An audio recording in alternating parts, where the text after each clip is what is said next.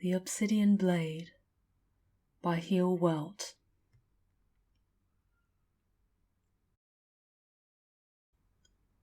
Her voice was a violent storm just past. It was the incarnation of the serenity only ever to be found in the wake of severe devastation and tragedy. She was a mercurial angel, moods ever in flux, emotions as unpredictable as the wind. Her eyes, at one moment soft in love, and in the next, immediately harsh in cruel anguish, were, nonetheless, never a mite below exquisite. They shone green and fantastic, like the spring and emeralds and envy. Oh, how they caught the light! At times it would seem that they may not release it back, instead choosing to keep that illumination within themselves. Not that the light could ever mind. What, in all of creation, could ever refuse becoming a part of her, being a part of her even if for a moment? But then, as if having become bored of this small plaything which they had found, her eyes would release the light, evict it actually, and those green gems, in that instant, would burst with brightness, merely hinting at the majesty of their mistress. They were enough to humble a proud man and grind to dust a more mild one. She wore absolutely tragic clothing, if such a descriptor can, in actuality, be ascribed to a person's garb.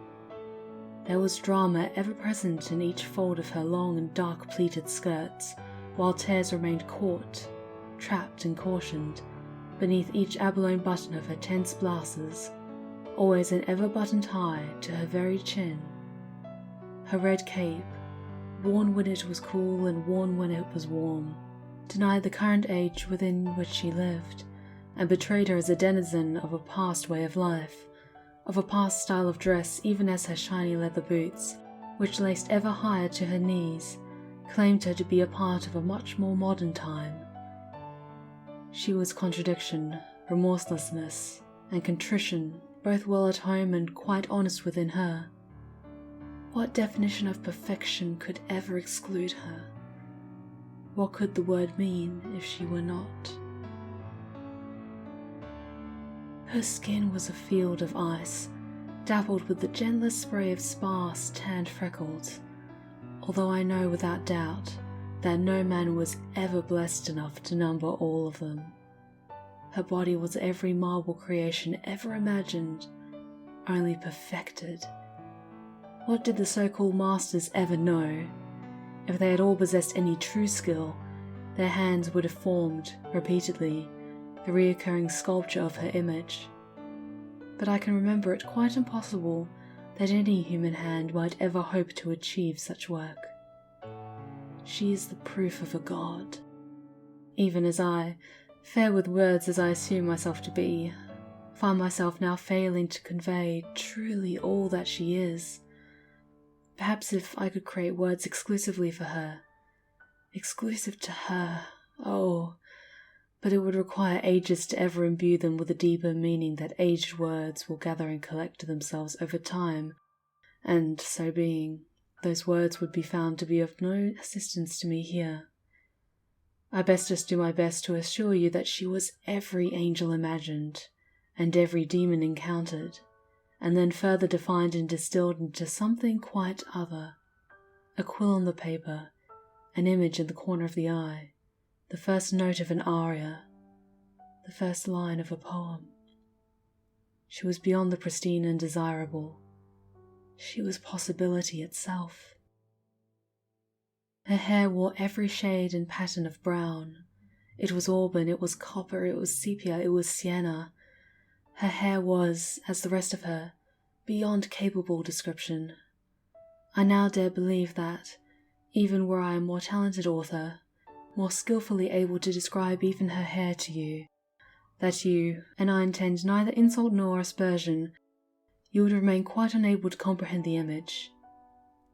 Even to see her, one still might doubt what their very eyes told them, rejected as wholly impossible, for no one could ever be as enchanting as she. Every word ever used to describe those people and things we hold dear suddenly dulls and means less. They, once sufficient, feel wasted, having been used elsewhere, and are found to be quite impotent as adjectives to attach to her. Now, having done my best to describe her, I assumed that I should get to the business of explaining why I've done so, as if just proclaiming one as divine as her was not reason enough in of itself. There is more to tell, and a more dire purpose to my narrative. It is possibly not a better reason, and quite probably a worse one indeed. Yet, despite what I may desire, there is more. There is a fuller tale. You see, I describe not just what I have seen, but what I have known, or, more accurately, whom I have known. She was, it appears, to be my wife, at least once. Those were our plans. Our plans.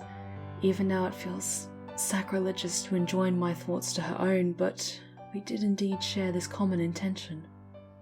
I can only believe I all the more intently than she, for how could she desire me as I did her?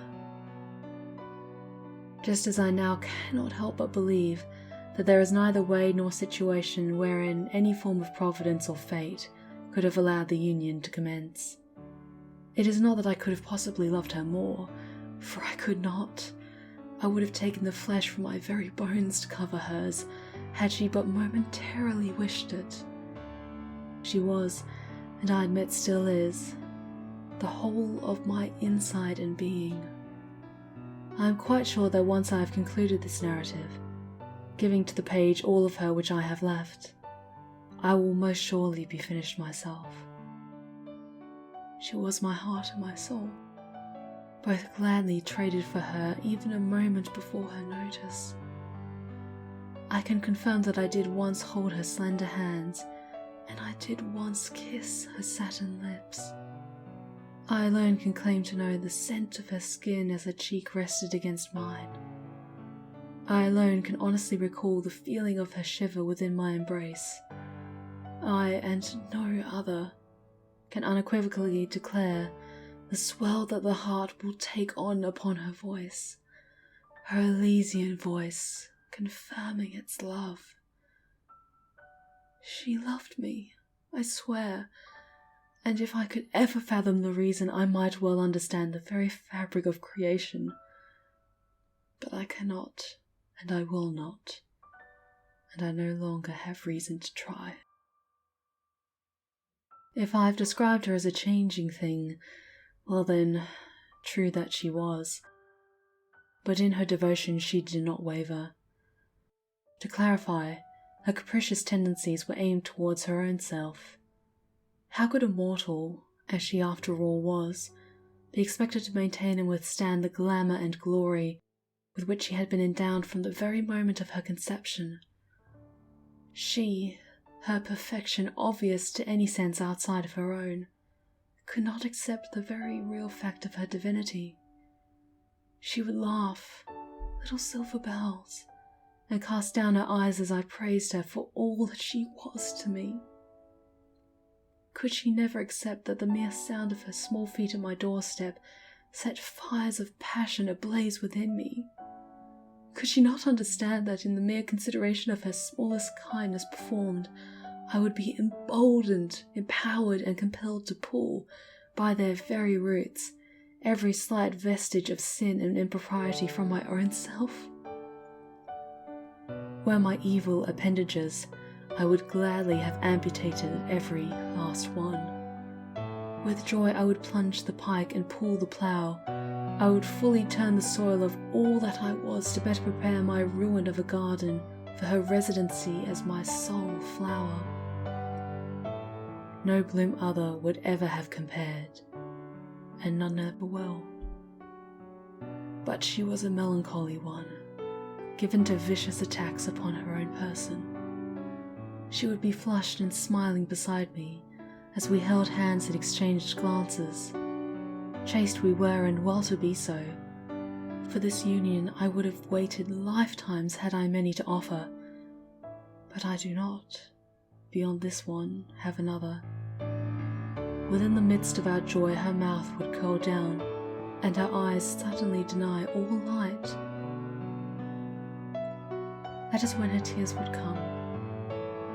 Great heaving sobs of such torment as surely not even the damned might mimic. In her griefs, as they were plural and much too common in occurrence, I could not even try to hold her. She would not allow it, and I would never insist. In time, she would return to a place of peace, and heaven would beset her face once again. At her insistence, we would never discuss her dark moments. Passing clouds, she called them, reassuring me that these storms would soon be past for good, once our hearts were bound before God as they should be. Once we were wed, which would have been just last week, October the 31st. This November brings with it no fire to light the darkness any longer. She held faith in the change that might be, but I could not dare to place such a solid hope within any good that might come from me. I, blessed and fortunate man that I was, fully knew my terrible unworth. Guilt almost grabbed my throat, and I considered what I might offer in return for all that she gave. How could I conspire to retain an angel for myself? She would never have heard this, of course. She was true as her love was for me. From where and how, my sweetness, how could I deserve you? But love her I did, and this as deeply as I could ever have fathomed, and quite a bit beyond that as well. Each day birthed new depths of affection and the exceeding feelings that I would burst with my desire for her. Such joy was not intended for mere man, and yet such was mine, save for her sorrows, her terrible and formidable sorrows. For her, I would have done anything that a man might do, and yet her suffering, to my understanding, was quite beyond man. For my love, for my everything, as such she was, I sought solace. But solace is not an easy thing, nor is it free. In my youth and living in a place quite distant from where I now kept company with my divine, I was a broken, troubled man, prone to drink, and, as often comes with such proclivity, I was also prone to improper company. One night, as I found myself quite inebriated by some certain anise-flavoured liqueur, I, arm in arm with my rambunctious and equally inebriated companions, stumbled down the street into the Red Door. For a howl, they said. They said that she was a witch, that she was old when the nation was new. This is what they said. However, she herself said nothing, just glared at me, even as my friends chided her and playfully asked their futures and fortunes and requested, in quite vulgar terms, potions for love and possession. Soon bored of her silence, they turned to find more lively mischief, but I, fool, stayed behind, all the while with her scarlet and damp eyes locked upon my own. I do not believe that either of us had blinked. As my repulsive companions left and silence once more settled on the room, she motioned towards a worm-bored wooden chair beside her, and I took it. Although still intensely drunk, the tenor of the sensation had changed within me, and I found myself stoic and in terse anticipation of something, although of which thing that may be, I was wholly unsure. She stared with what I now take to have been pity, but, at the time, with an intensity which I found to be quite menacing, and it could have been minutes or hours before she spoke. When she did, it was in a voice raw with phlegm and age, and a small fleck of white spittle caught on the edge of her thin lower lip. She told me that she foresaw intense sorrow and unbearable agony, tragedy. She seemed to actually suffer with it as she confessed it, her old and ample body quivering in a shiver of pain and torment. As she spoke, she drew ever nearer, slowly, like a cat as it approaches its prey. With condolence still on her lips, I found her to be wholly upon me, with what I took to be an obsidian blade in her weathered grasp. If only I had been patient or blind a moment longer, if I perhaps had been just one step closer to sobriety, I may have perceived the situation correctly. But I was not, and I did not. However, I wish, if such a blade ever did exist, that I had allowed her to plunge that dagger deeply then, but I did not, and a wish is nothing more than a regret with a more palatable name and a more innocent reputation. Through some reflex which defeated resignation and denied a looming danger, I caught her bone wrist, throwing her to the floor with a curse. She landed with a soft thud and the sound of a snap. Agitated and with a face now quite animated, she protested loudly that it was mercy which she offered, begged me to listen. Sorrow commanded her face and pity placed that needle in her voice. I know that now, but I took it to be pain, and that quite well deserved. I responded with a sneer and the offer of yet another curse as I stepped over her, through the door, and to whatever debauchery might lie within the next pub. All memory of her was surely washed from my mind within the remainder of the hour. I had forgotten the witch, and that night had become another, as many before it, simply lost to drink. But something in the torments which my beloved daily faced had brought her back to my mind, sharply. Something within the way my dearest lithe body would shake in its pain brought to bright recall that other, less desirable body which also shook with the agony. I will never know why I thought to go to her. I had considered, recalling her apparent age at the time of our first meeting, that she most likely would be dead by now. And even if she were still alive, what would be the chance that she might still reside within that large red door, through which I had entered and then hastily retreated those years prior and so distant? I can assure you now that she is not dead. Perhaps she will never die. And she does still maintain her place behind the door, in her chair, the chair next to which I sat pleading with her for some help, or hope or word to appease that afflicted my dearest so.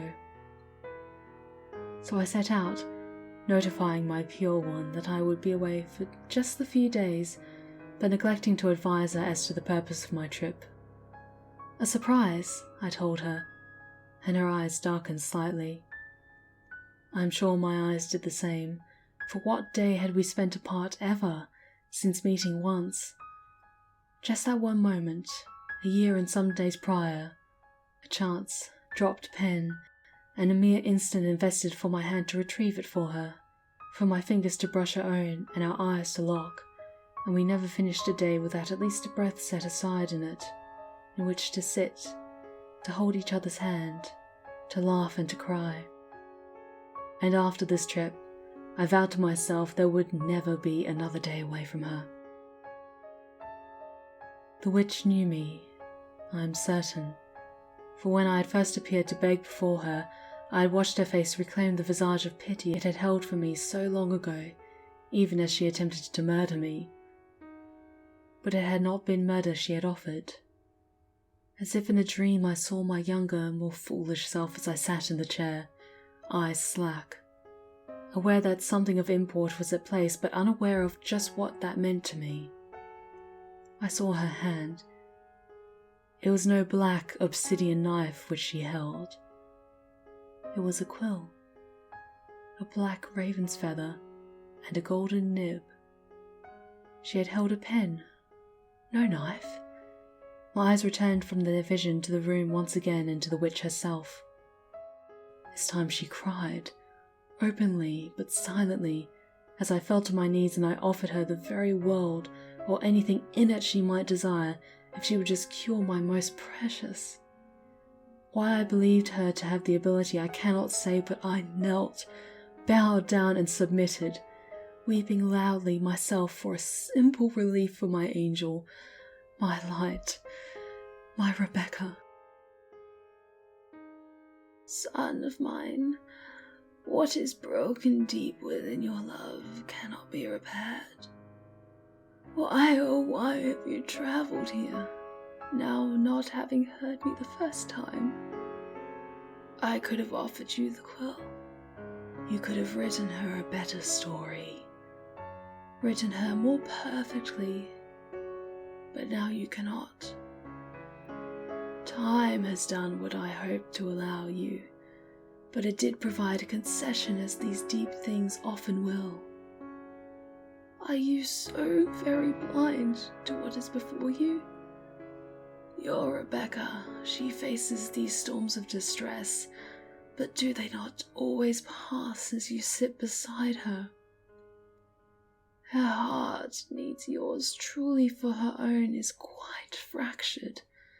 And now you kneel here before me, while you beg in vain and quite outside of time. Who sits with her to clear the skies of her anguish?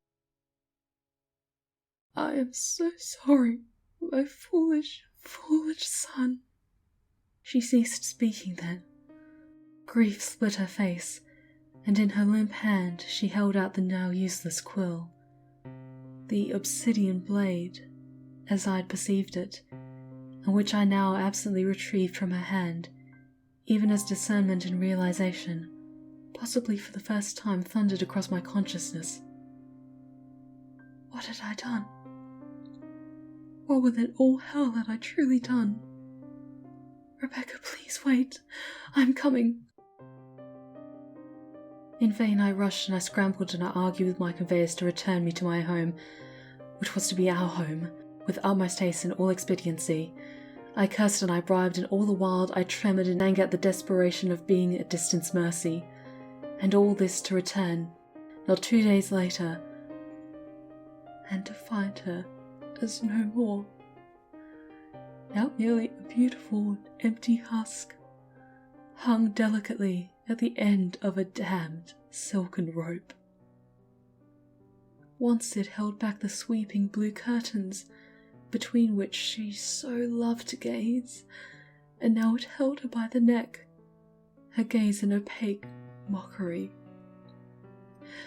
Yes, my Rebecca, my reason and my joy was dead, and this truth fully due to my lack of faith. So in fact, which of the two of us did love the more truly?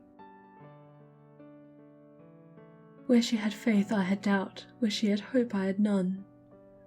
Her note, plainly worded, lay neatly beneath her pen, that lovely, black lacquered pen with the gold hardware.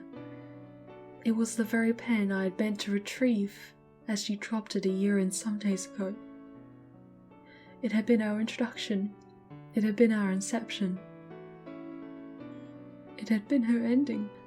My numb hands lifted the note, written on the fine volume reserved for her lovely poems, and read the inheritance left to me, her last words. My dearest, you have been my shelter. I am so sorry for the storm. Please do not hate me. I would wait forever for you, yet I am finding that I am unable to wait even this single day beneath these gathered clouds. Forgive what I will never forgive myself, my only one. My life is gone, but my love is yours always. Rebecca. I sat with her, untouched, for 3 days which came and exited completely outside of my scope of awareness. Unwilling to move, I instead sat idle and empty, constantly beaten and buffeted by a storm the likes of which I had never known. This was her storm, and it had no regard for me any longer. It would not pass. If only my youth had not been wasted on the selfish pursuits of dramatic desires, languorous passions, and heedless drunken revelry, I may have once heard a warning that I too quickly forsook, which in the very blindness of youth I fully ignored. If only my hope had been as faithful as her own hope had been, I may have stayed with her that night and never left to seek the witch. If only I had never retrieved that pen, cursing her, joining her to me. If only she had waited just a moment longer, my love, I would never have left again. If I had only accepted the witch's pity, Rebecca might still live. It was still packed in my bag, nib sharp, feather black and iridescent like an oil slick. I retrieved it, and without hesitation I plunged the fine tip deep into my wrist. With my own self as the ink I wrote over and over. But, as I already knew, it was much too late for such things to matter. Still, with no other option and no other desire, I continued to write. Upon her note, upon the table, upon the chair, I repeated it. Her voice was a summer day. The light of spring brought full. It was the incarnation of the serenity, only ever to be found in the awakening of gentle beauty and the kiss of morning sunrise. She was a tranquil angel, mood ever steady, emotions as sure as the heavens. She never knew a storm. She never knew a storm. She never knew a storm. Until this quill has taken me empty, and the last of my blood forms the words. Until I am drained and this nib has taken all, I will proclaim it, and perhaps whatever fatal providence which would not allow our union, will at least allow this last wish, this pretty regret. I have hope. I have faith. I do believe. She never knew a storm. She never knew a storm.